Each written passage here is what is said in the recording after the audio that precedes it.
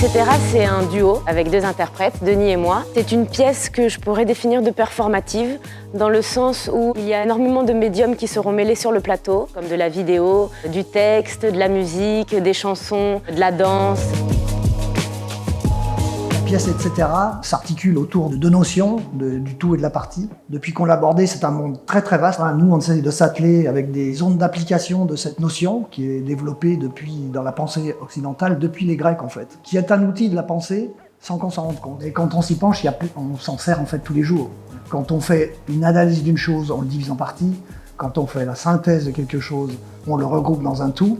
La question étant de savoir à quel tout on appartient. Et c'est ça qui nous intéressait, d'aborder cet abîme avec plein de zones d'application diverses, dans la poésie, dans la politique, dans la vie pratique quotidienne.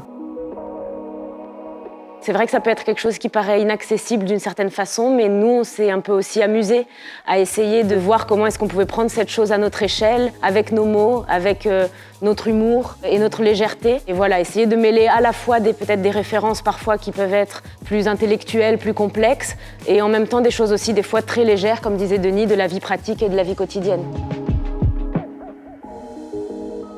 Un endroit, par exemple, d'application où on a travaillé avec Denis, c'est de voir comment est-ce que, par exemple, un groupe peut être vu comme un tout et comment une personne peut être vue comme une partie de ce tout et comment est-ce que le groupe n'existe pas sans la présence de toutes ces parties et en même temps, cette partie n'existe pas sans le fait qu'elle fait partie d'un tout.